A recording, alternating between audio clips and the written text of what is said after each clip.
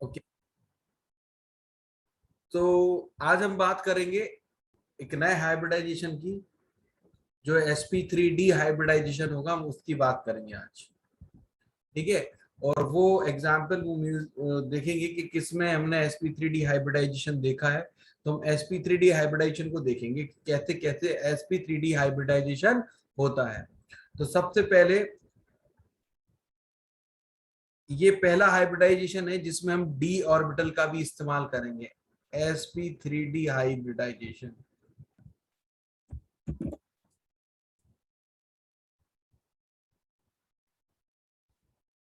sp3 hybridisation जो है, it is combination of s subshell, p subshell and d subshell. इसमें लेकिन important बात ये है कि कौन सा d सबशेल यूज होगा, क्योंकि d के 5 सबशेल होते हैं, d के 5 ऑर्बिटल होते हैं, तो इसमें से हम कौन सा d ऑर्बिटल यूज करेंगे, ये एक इंपॉर्टेंट बात है जो हमें sp3d हाइब्रिडाइजेशन में पता होनी चाहिए।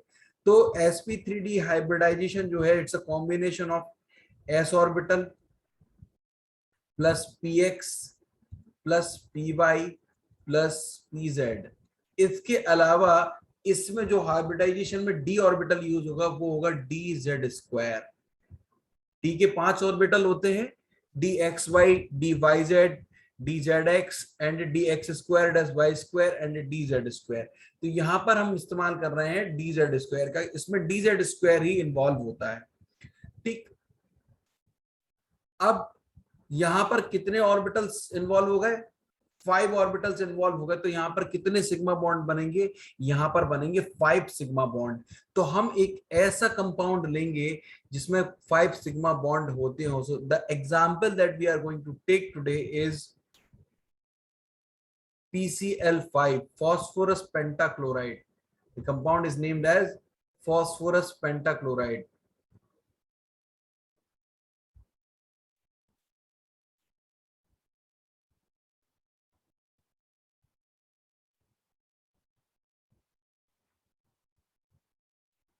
Phosphorus pentachloride.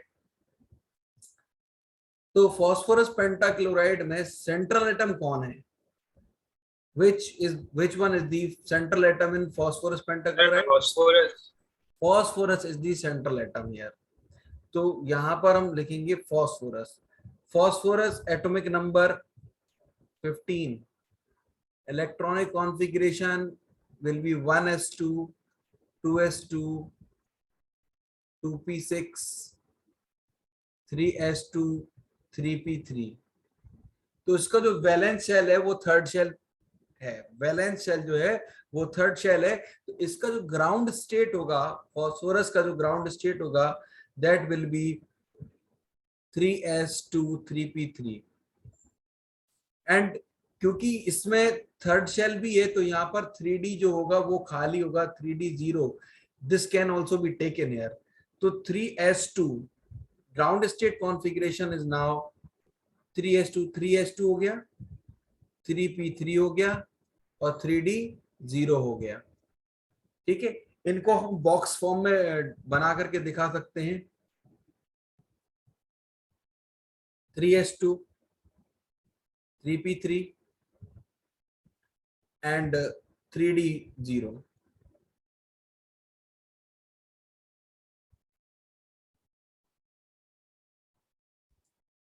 ठीक। अब इनमें हम इलेक्ट्रॉन दिखा देंगे।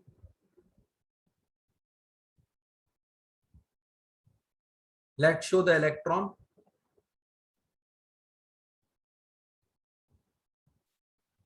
Before the electron, I must draw the 5 orbitals of d. ये होगा d के 5 ऑर्बिटल। अब s is having 2 electron, s में 2 इलेक्ट्रॉन है, 3p में 3 है और 3d खाली है। अब इतनी बार आप लोग हाइब्रिडाइजेशन पढ़ चुके हो कि अब आपको मालूम है what is the next step. तो नेक्स्ट स्टेप में क्या होगा, यहाँ पर एक्साइटेशन होगा इलेक्ट्रॉन का। ठीक है। क्योंकि जैसे ही क्लोरीन मॉलिक्यूल, क्लोरीन एटम इसको सराउंड करेंगे फॉस्फोरस को, तो फॉस्फोरस एक्साइटेड स्टेट में आ जाएगा, क्योंकि इलेक्ट्रॉनिक रिपल्शन से एनर्जी बढ़ती है और उसी एनर्जी से जो इलेक्ट्रॉन है वो जो है एक्साइटेड हो जाते हैं and they are promoted to higher energy level. तो जब कोई भी ज्यादा इलेक्ट्रॉन क्लाउड वाला एटम, ज्यादा इलेक्ट्रॉन क्लाउड वाले एटम, क्लोरीन ज्यादा इलेक्ट्रॉन क्लाउड वाला है, 7 इलेक्ट्रॉन है उसमें, तो ये 7 इलेक्ट्रॉन क्लाउड वाला एटम जब फास्फोरस को सराउंड करेगा तो फास्फोरस के इलेक्ट्रॉन एक्साइट होंगे। और यहां पर जो इलेक्ट्रॉन का एक्साइटेशन है वो 3s के इलेक्ट्रॉन का एक्साइटेशन सीधा 3d में होगा। अब आप पूछोगे सर क्यों? ठीक है, तो उसका एक रीजन है, 3p3 is very stable configuration. 3p3 बहुत स्टेबल कॉन्फ़िगरेशन है, तो ये अपनी स्टेबिलिटी को लॉस नहीं करना चाहेगा, इसलिए जो एक्साइटेशन है वो 3s से सीधे 3d में होता आता है। तो I would like to write this reason.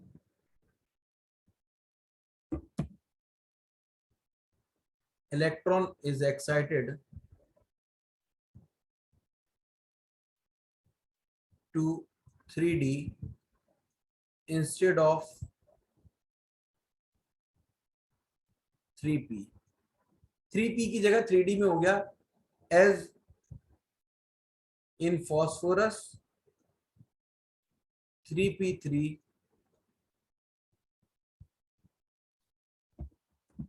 3p subshell is having 3p3 stable configuration।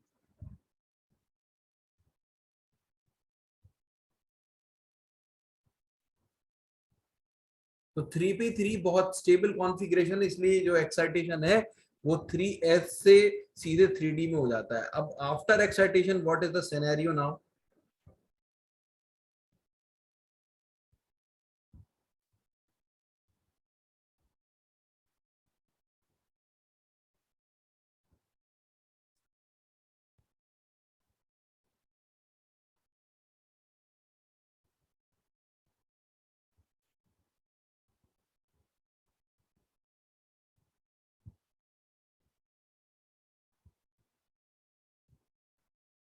Now the electronic configuration is 3s1, 3p3 and 3d1। तो अब आपको दिख ही रहा होगा यहाँ पर sp3d, sp3d। तो यहाँ पर जो हाइब्रिडाइजेशन हो जाएगा वो हो जाएगा sp3d hybridization. The hybridization will be sp3d, क्योंकि 5 हो गए। ठीक है, so in this case the hybridization sp3d hybridization will take place.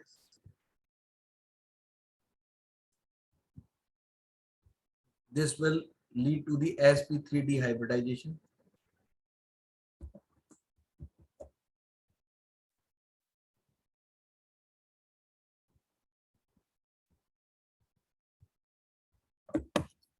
अरे एक second, just a minute.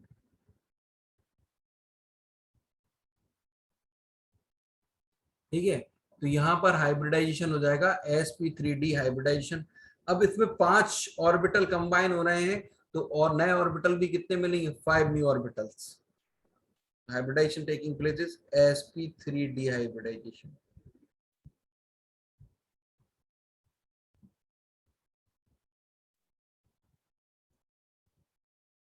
This is sp3d hybridization। ठीक है, ये sp3d हाइब्रिडाइजेशन हो गया, तो हमें यहाँ sp3d हाइब्रिडाइजेशन में मिले 5 orbitals.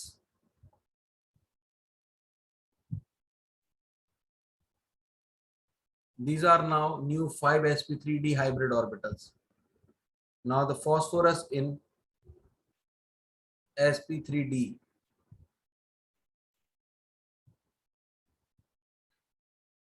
sp3d hybridization।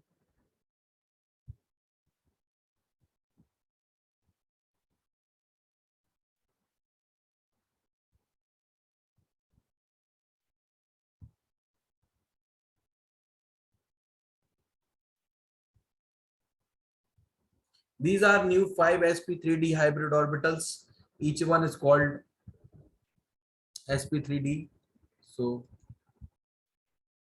5 new sp3d hybrid orbital।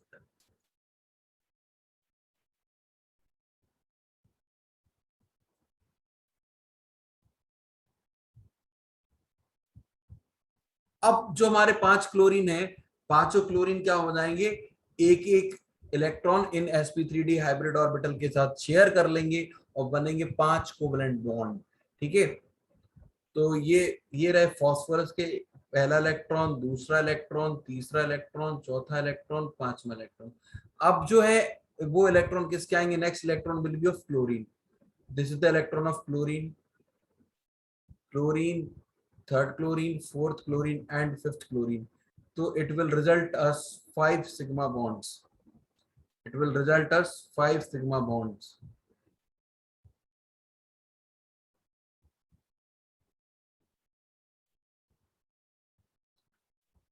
These are the 5 sigma bonds formed by each chlorine.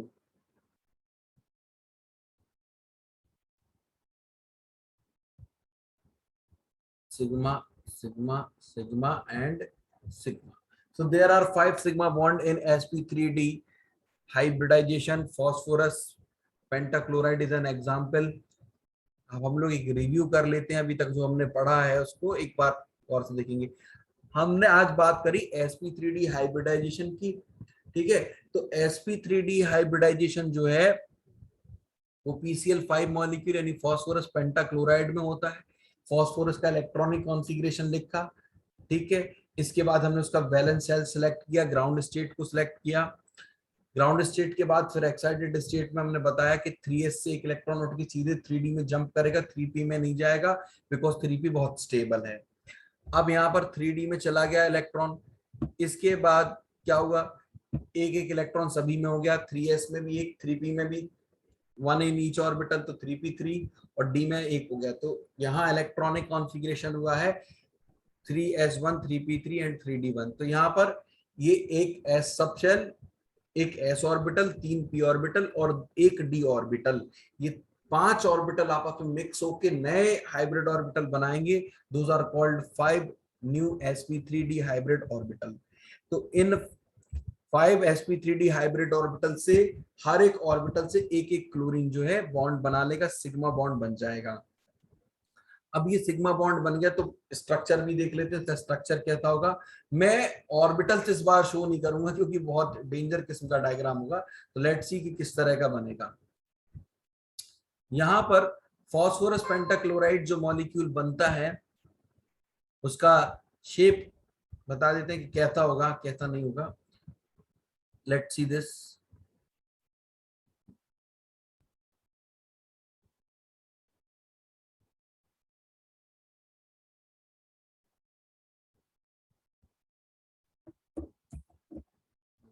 Let me try another triangle.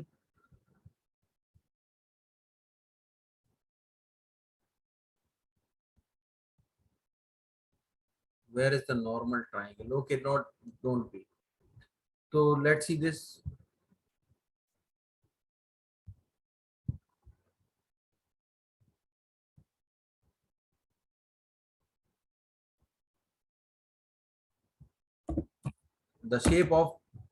The shape is called trigonal bipyramidal.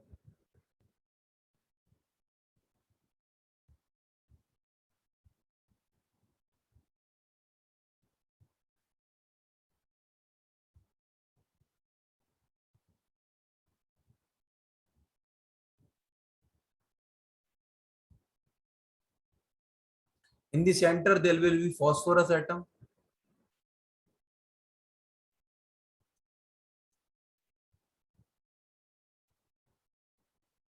In center this is the phosphorus atom and it will surrounded by 5 chlorine atoms.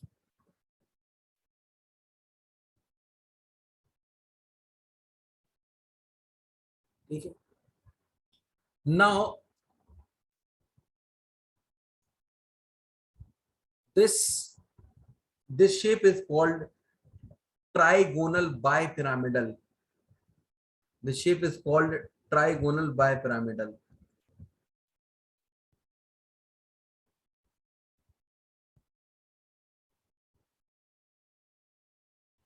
And how do a trigonal bipyramidal looks like?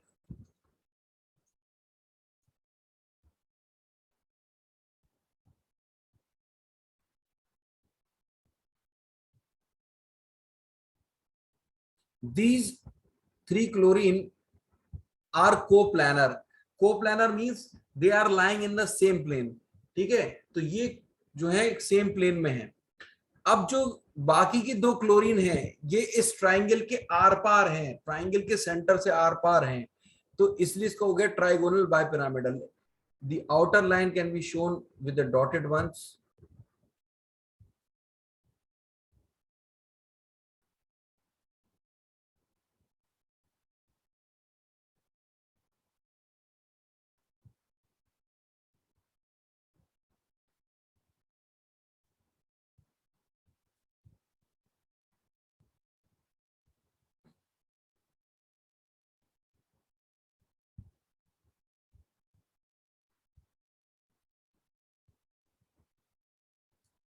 Okay, so this is called trigonal bipyramidal.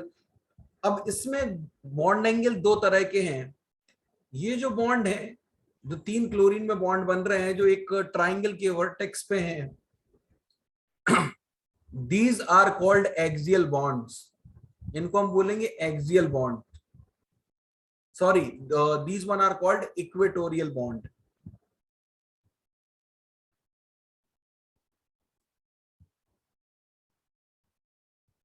Equatorial bond.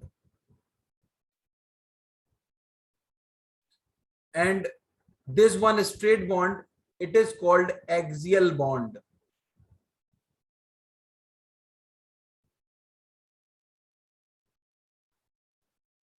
This is called axial bond.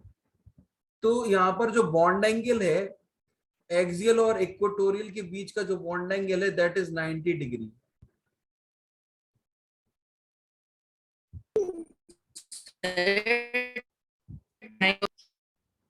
और जो bond angle हमारा in chlorine atoms के बीच में है that bond angle is 120 degree.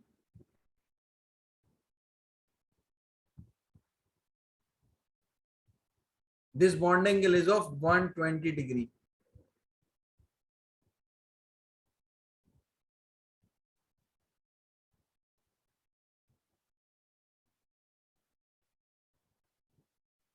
Okay, and the shape of this molecule is called trigonal bipyramidal, because this is the trigone and a pyramid which will be formed upside like this.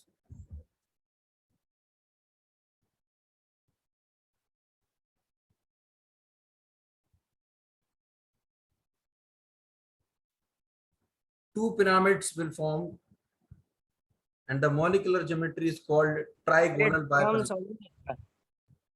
Just a minute, I am taking this out.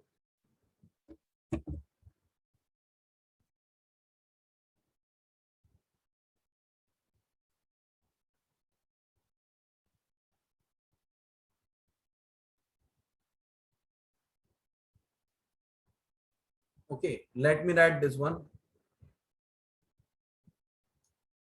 The shape is trigonal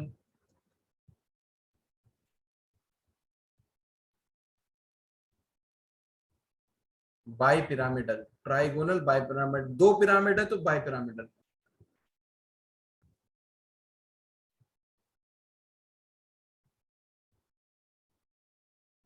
ठीक है, bond angle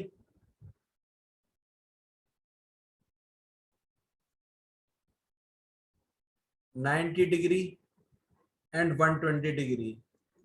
90 degree is axial bond angle and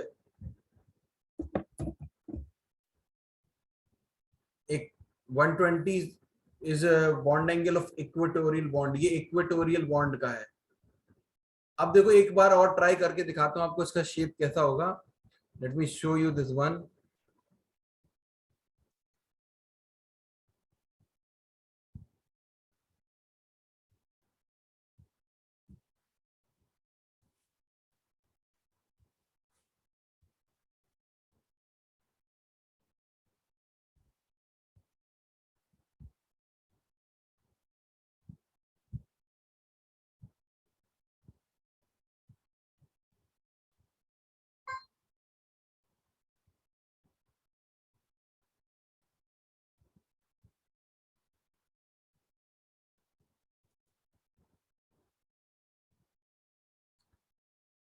this molecule will look exactly like this, which I am drawing now.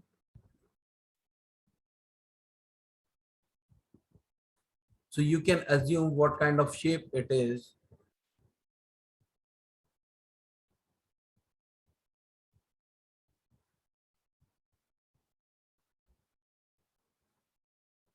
Now, okay, and in the center there will be phosphorus atom, as I told you.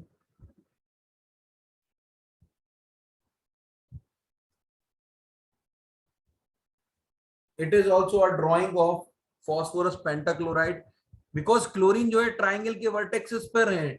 अब इनके बीच में bond angle कितना आएगा? ठीक है, 120. अब जो ये जो क्लोरीन है, जो एक्सियल क्लोरीन है, विच आई एम कॉलिंग एक्सियल, ठीक है, ये समझ लो कि ये ट्राइंगल के सेंटर में एक बीच में आपने एक मीनार खड़ी कर दी, एक चिमनी लगा दिया है, या फिर एक सीधे सीधे परपेंडिकुलर कुछ पोल गाड़ दिया. तो ऐसा है कुछ. ये ट्राइंगल जो है एक सरफेस पर है, यानी एक ही प्लेन में है, ठीक है. पर ये क्या है, ये जो एक्सियल और इक्वेटोरियल के बीच का जो बॉन्ड एंगल है, that bond angle is 90 degree. This one bond angle is 90 degree. And दूसरा जो बॉन्ड एंगल बताया था हमने, these bond angles are 120 degree.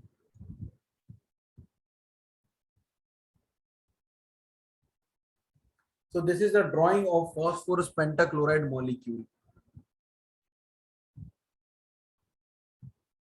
The shape is called trigonal bipyramid. Just a minute.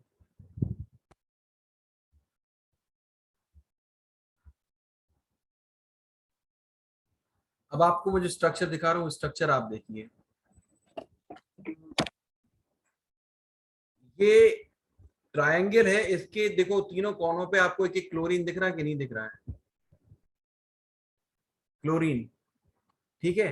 तो अभी हमने जो आपको स्ट्रक्चर दिखाया वो स्ट्रक्चर था ऐसा, इस तरीके से. तो ये भी क्लोरीन एटम है, ये भी एक क्लोरीन एटम है, और एक क्लोरीन एटम कहां होगा? नीचे, यानी कुछ ऐसे, ठीक है. तो एक क्लोरीन एटम इस कॉर्नर पर है, एक क्लोरीन एटम आपका इस कॉर्नर पे है, और एक क्लोरीन एटम आपका यहां है, तीनों कॉर्नर पर. तो ये वाला जो क्लोरीन एटम है, ठीक है, इस क्लोरीन एटम और इस क्लोरीन एटम के बीच का एंगल कितना है? 90 डिग्री. 90 डिग्री. हाँ, जो पेन से हम दिखा रहे हैं that is actually axial bond, और ये जो क्लोरीन है ये इक्वेटोरियल बॉन्ड है, ठीक है. तो आप समझ सकते हैं कि PCl5 के मॉलिक्यूल का शेप कैसा होगा,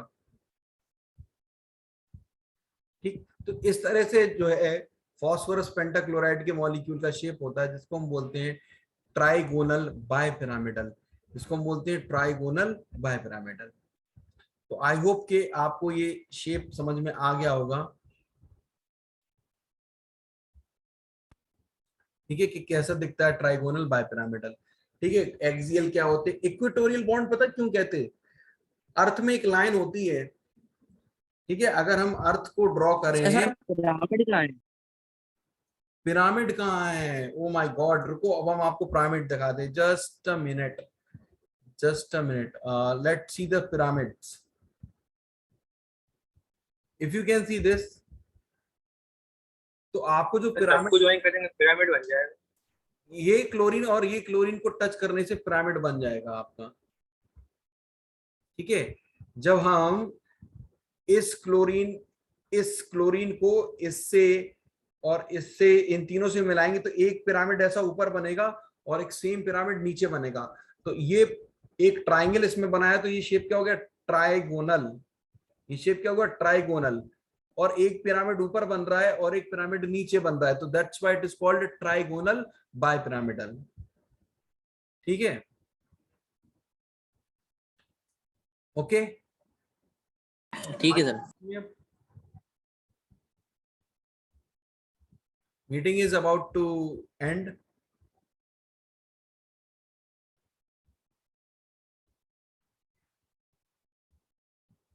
Just a minute. Okay, so that is for PCl5.